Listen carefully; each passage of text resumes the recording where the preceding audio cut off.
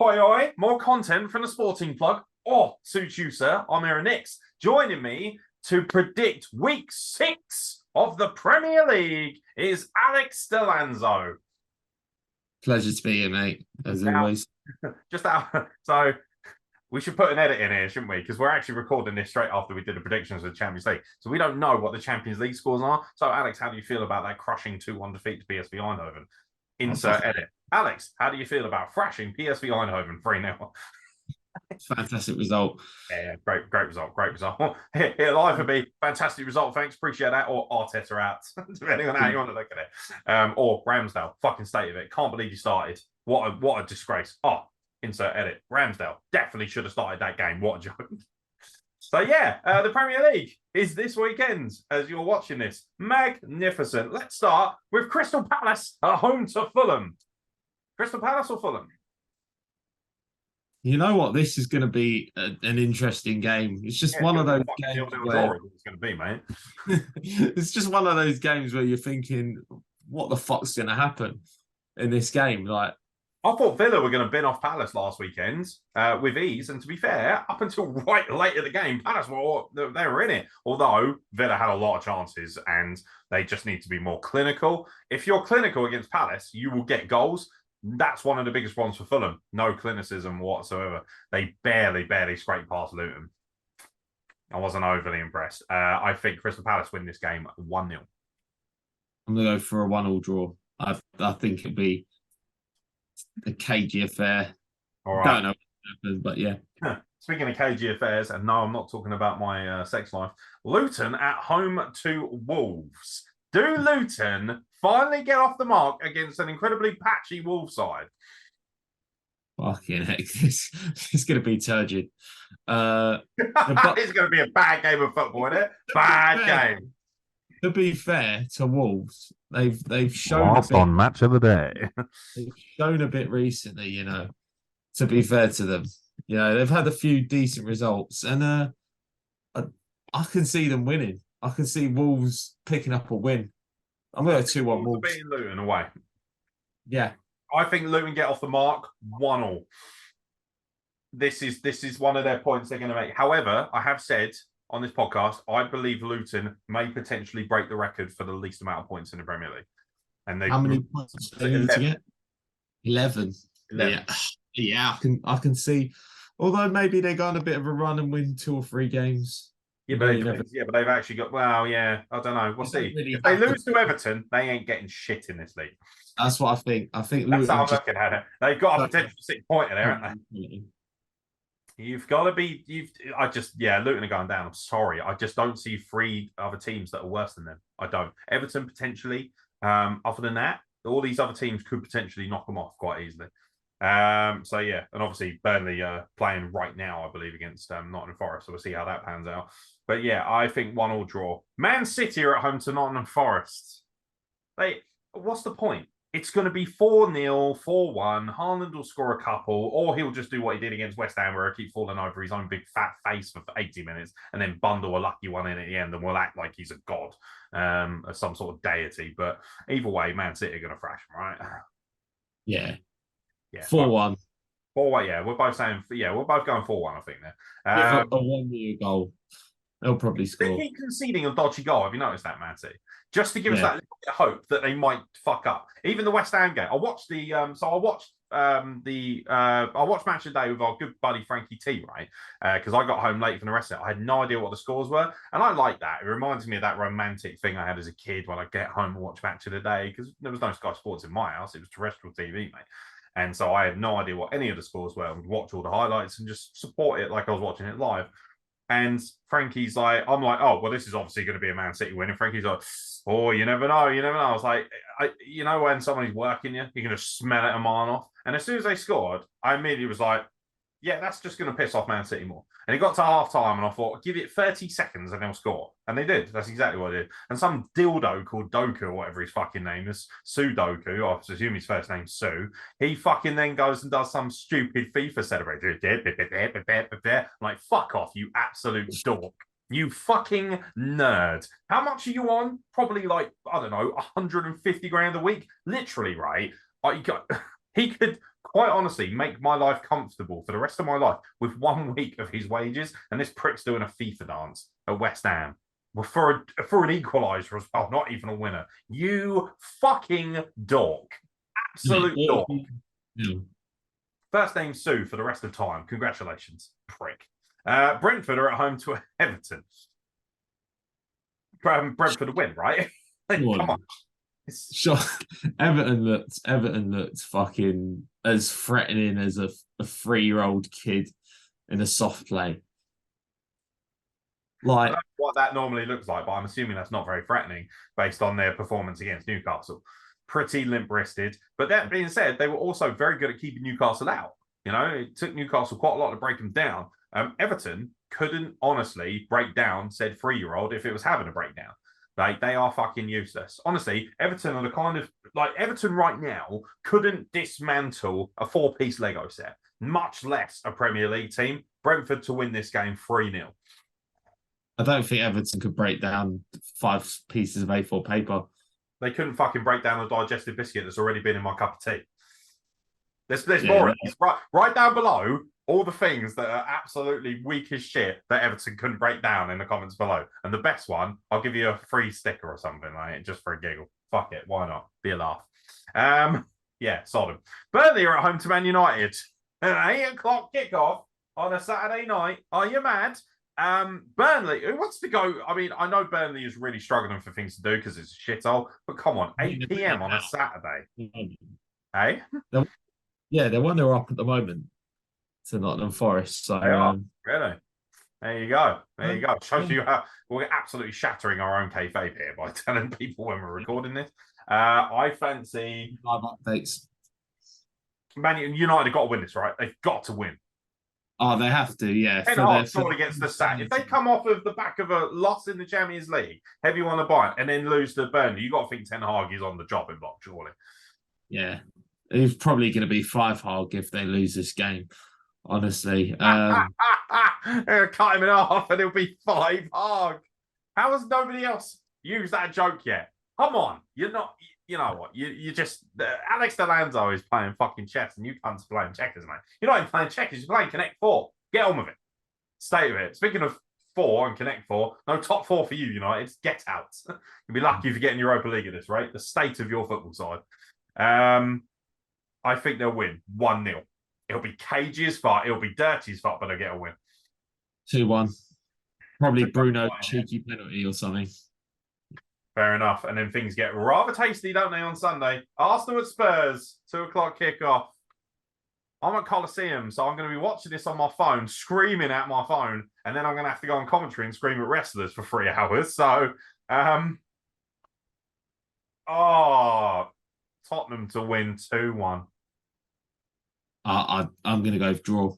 I think it'll be a good game. I think a draw is a good result for Arsenal, considering how well Spurs are playing. I think the thing is, right, when they played Spurs, especially last season, Spurs were all over the place, very cagey. And so Arsenal fucking they've got to be more cutthroat. And they're not doing that right now. That's the difference between them this season and last season. Yes, they are still getting results. Yes, they're still in it. Good for them. And I think they'll be top 4. However, they're not as cutthroat. They were going for teams' throats so early on last season. With this, they're not. I think teams have worked them out a little bit as well. They're able to nullify the Gabriel Martinelli effect a little bit more. Saka's not chipping in with as many goals. He's not cutting in. He looked really limp the last couple of games, in my opinion, Saka. Maybe that coincides with him actually getting some time to play for England again. Maybe that's devastated him more than we realise, because Saka and England is not a good relationship at the best of times, sadly.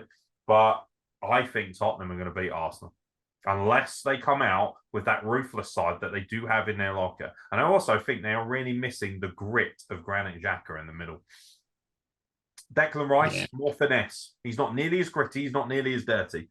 And also, I still think, despite a great game against United where he bossed the game, he is massively overrated at that price.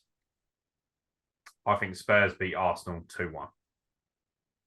I think we're seeing the ascendancy of Spurs. I do, which I hate to say because I just as somebody who spent many years in the other end screaming at them, I just think that's the way it's going to be. But you fancy a draw, do you? It was very character. I just want to add, it was very character defining from Spurs on Saturday. Yeah. Yeah, that's the kind of game they absolutely would have lost. Sheffield United's manager had an absolute nervous breakdown, bless him. But to be fair, mate, you lost to Lincoln, so I can't respect you.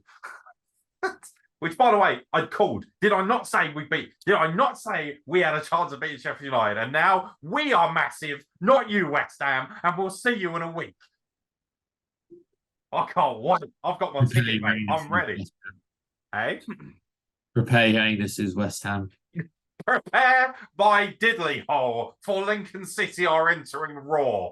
Oh, yeah. I'm ready for it. I'm going to have to splice that because we're probably going to get fucking fun 6-1 or something. Either way, we're going to have a great time, have a great atmosphere. You know, it's a big game for us. We don't have to give a shit. It's just fun for us day out.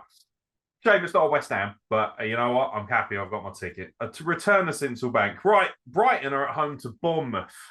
Bournemouth, to be fair to them, played very well against Chelsea. And actually, I think Bournemouth are playing decent football this season. I think they should be fine. They're not going to do anything. They're not going to get into Europe or anything like that. But this geezer's got on playing some really nice football. The ex-Rayo Vallecano manager, I believe. And I just like the look of their style of football. The only problem with them is they take a little while to get into the game. We noticed that. Chelsea had the lion's share, and then the more and more they got into the game, they're a confidence team, Bournemouth. And once they get confident, they're quite dangerous, but they just don't have enough quality in front of goal. Brighton, on the other hand, are literally thumbing people alive right now. They absolutely battered Newcastle and United back-to-back, who are two Champions League teams, or two teams who should be vying for the Champions League, should I say. I think Brighton will have way too much quality, especially at home against Bournemouth. Yeah, I agree with everything you said. Obviously, Bournemouth have been, you know, a lot more organised, a lot more compact, you know, have showed a lot of quality in games. But yeah, Brighton at the moment, the train is, you know, full speed ahead for them. Yeah. They've been fantastic again, proving that last season was not a fluke. Fantastically well organised team, attacks well drilled as well. Yeah, play a great brand of football. I think they'll win this game comfortably. 4-1. 4-1 for me. Yeah, I think Brighton will steamroller them. I fancy Brighton. I said Brighton top 6. I actually right now fancy Brighton as top 4. If they're going to continue this brand of football, they are lethal.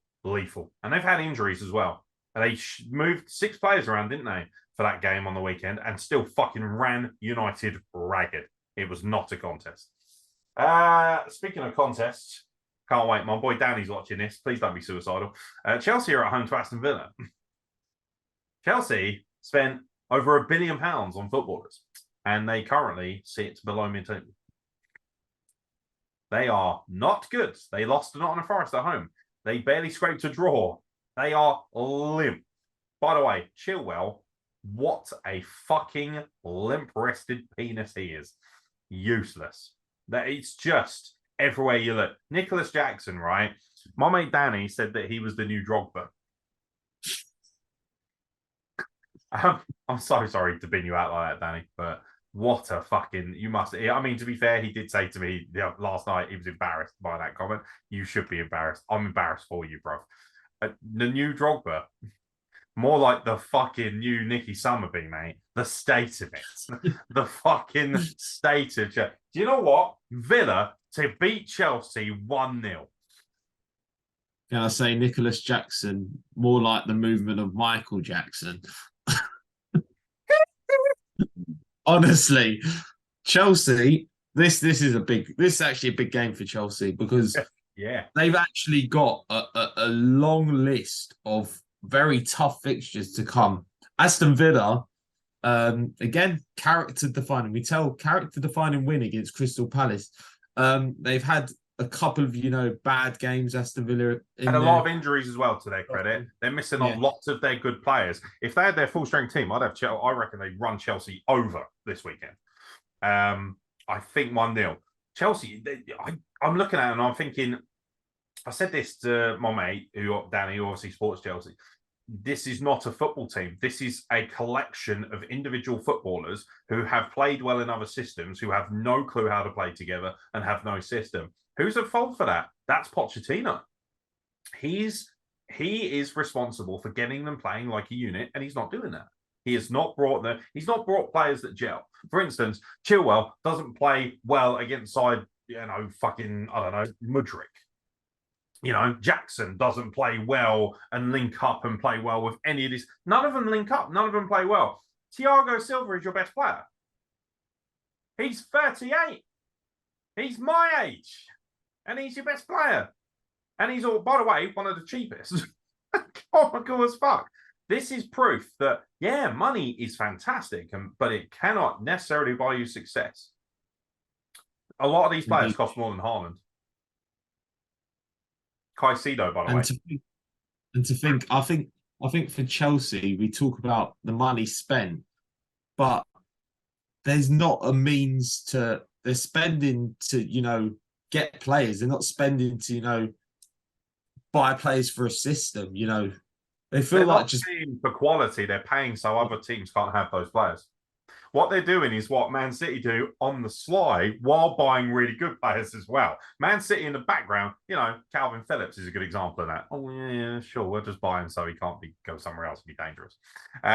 But, Chelsea, none of these players are proven to be the best in the league at what they do. None of them. None of these players have any fucking gold about them. I've never once looked at, how much they spend on Caicedo? Over 100 million. Are you mad? He was good at Brighton. Wasn't amazing. Wasn't lights out. I don't think he was their best player. I disagree with that vehemently. I think he played very well in their system, and he was a great player. He sat in the middle, and he was very creative. But fuck me, 100 million. New owner is obviously mentally deficient in some way. He must be. I personally hope you lose as well, because you deserve it, you wankers. So Aston Villa to win 1-0, Unai Emery warming up. Here's a real test of character for West Ham. They're away to Liverpool. They just lost to Man City 3-1. They played extremely hard in that game. By the way, James Ward-Prowse is infinitely better than any player Chelsea has right now, and he costs like 30 million. How the fuck did Arsenal not go in for this guy? How the fuck did so many of these teams not go after this guy? And the funny thing is, the one thing he hasn't contributed much of yet is dead ball specialism to West Ham. Yeah, all right, he's taking a couple of corners, but we're not seeing the lethal free kicks and things yet from him. We're actually seeing how good a footballer he is. That being said, they lost to Man City. The quality did show eventually. And West Ham have been on a fantastic run going into that game. They're playing really good football. They're much better than the team they were last season. They look like a Europa League contender again, which is good news for them. However, back-to-back games, you just lost to City. Now you've got to go to Anfield. And Liverpool are clicking into gear ever so slowly and very quietly in the background. Don't think they're league contenders. Don't think they're title contenders. But I do think they're Champions League contenders. And I think they look like a little bit more stable than last season. Also, I can't believe I'm saying this, as I am Egyptian. Mohamed Salah, they should have sold him while they had the opportunity to Saudi Arabia. I think 200 million was on deck for that kid. He's past it. Yeah, I think they should have got rid of him, especially as he's, just north side of 30 now. Yeah, he's nearly 32. Now, he got 3 assists against Wolves. He's playing very selflessly, and I really appreciate that. He obviously wants to stay at Liverpool, which is good. I have to admire that. But I personally think that with the era of Salah being the most dangerous and most lethal striker, that's gone. That's come and gone very quickly. And to be fair, it paid dividends, didn't it? He won them a league title. So, and that's something they hadn't done since, 1990, 91? Somewhere around that region, 1990 or 91. I think it was 99. So, it's that thing of, he did pay dividends, but man, you could have cashed in big time there. 200 million would get you pretty much any striker you wanted. A lot of people think they should have taken that and gone after Mbappe. Yeah, I do think Liverpool will kind of have too much for West Ham. I think West Ham have shown, as you said, their qualities this season, and because last season they looked like relegation fodder for a large part of the campaign, and this season I think, they look very stable. They're a better overall team than last season. Good recruitment as well. Very good recruitment. Players look a lot more settled. Tactics look better. But Liverpool will have too much for them. Bryce 3-1 Paqueta Liverpool. stayed as well. Paqueta didn't get the deal done. Whether he Yeah. will or not for Man City, I'm not entirely sure if he stays there. But he seems really comfortable and he's happy playing there. So he doesn't look like a guy who wanted to go to Man City. He doesn't look like he's sulking at all. If anything, he's playing even better. I think West Ham will be. They won't be in trouble, but I don't think they'll get much at Anfield. I think they'll get overhauled. Be nice to see them get a result. Don't think they will. I think 2-1. Quite tight. Liverpool aren't blowing teams out of the water. They're just not. They're not good enough to do that, I don't think. Not like a City can. So, yeah, I will go with... Yeah, I will definitely go with a Liverpool to beat West Ham. Sheffield United are at home to Newcastle. Fancy an upset? To round out the weekend? I think Newcastle will just about eke this one. I feel sorry for Eddie Howe a bit, do you? Like, he's like on the chopping block, and they're all saying, "Oh, Eddie Howe this, Eddie Howe that. Oh, it's a bit dodgy." But, to be fair, they lost to Man City, who are the best team in Europe. They lost to Liverpool. That's the most glaring one for me because it's that thing of you will 1-0 up with a man advantage. And you can't afford to lose games like that. It shows that, great credibility. That was more about Newcastle losing than Liverpool winning. And then, of course, the Brighton game is a bit of an anomaly because Newcastle were all over them in the first half. And they just got caught napping each goal. So it's one of those things we can... And also, we're looking at Brighton right now thinking, Jesus Christ, they are a juggernaut. So, I think it's a bit unfair to be like, oh, that's definitely steady the ship. If they beat Brentford, then we need to get rid of Eddie Howe. That's ridiculous. Settle down. This looks like it's another chance for them to get back on track. Nice 2 or 3-0 win here. However, Sheffield United seem to be making games extremely difficult for teams, I've noticed. Credit to them. If anything, it's almost like losing to Lincoln was a godsend. I think for Sheffield United, obviously they have showed that, that resilience that teams need, to kind of stay in the division. They obviously haven't got, the quality, but I feel like they are, as well drilled as a lot of the, top teams. They're very well organised and they have a game, don't they? We saw that against Spurs. They knew exactly what they were doing. Do we agree with their assessment that the referees have no right to, sort of critique Sheffield United style of football the way they did? Or do you think Sheffield United did it to themselves by fucking around for too long? Yeah, sometimes you've got to realise now that, referees are going to, clamping down hard on time wasting. Which is good, I think, because it's one of the biggest plagues in this league. 12 minutes, though, I was like, that's a lot. You just knew as soon as it went up for 12 minutes, Spurs were going to get something out of that game. You knew it. Ran out of steam, bless them. Ran out of steam. By the way, shout out to Gary Neville for the conspiracy of the week. Did you watch the Arsenal game where he started talking about the corners? Honestly, get your tinfoil hat on, Gav. Honestly, stay to it, Gazza. You fucking idiot. Like, he wouldn't shut up about it. He's just like, 26 seconds, I counted that last one out. 26 seconds, Rain Man. All right, settle down. You get abducted next week. You have an anal probe. Just relax. Jesus. He'll be on his forums later with fucking Jamie Carragher talking about fucking Project Bluebeam money. Fucking weirdo. Shut up, mate. But actually, trying to create narratives that don't exist. It's so cringe-worthy. They were just taking their sweet ass time with corners. And even if it was like a fucking tactic, who cares? Like, who gives a fucking shit? They could have added all the time in the world at the end on if they really were that pissed off about it. So, not my problem. But Sheffield United, I think will lose that match. Yeah, Newcastle win. The only issue I have with Newcastle is their sharpness at the moment. In front of no goal at all. They should call them plastic knife FC at this rate. Plastic knife FC. That's the kind of sharpness. They can only cut through a ham sandwich. Yeah, but I think they'll win this game 2-0. I think they'll have too much for Sheffield United. Yeah, that rounds out the Premier League predictions. Alex Delanzo, thank you very much for joining us. You can find Alex Delanzo at the Alex Delanzo YouTube channel, where he discusses football, mostly lower league, grassroots stuff, Sunday League football, which is very, very cool. But he does like to dabble every now and then in Premier League predictions and things, although now that he's doing these, he probably can't be asked to do them for his own channel. So here we are. What's the point? It's just double content, isn't it? I mean, I'm happy for you to have these videos for your channel as well, if you want. It's what I mean. As usual, mate, it's been a pleasure to be on here. Yeah. An absolute pleasure. Thank you very much for joining us, mate. I've been Aeron X. Don't forget, ladies and gentlemen, use the email that's on the screen, and also leave some comments below. I want to hear what your predictions are. Let us know. And yeah, once we get to 100 subs, I'm going to give away a Sporting Plug t-shirt, which we shall reveal a very sexy design of once we get to 100 subs. So get sub in, tell your friends that we've got new sporting content, the only place where you can get 18 plus raw, uncensored sports conversation. It's only going to get better from here, I can guarantee you. Come and join us at the Sporting Plug. Until then, take it easy. From myself, Aeron, and from Mr. Delanzo. We'll catch you very soon for more content from this different plug.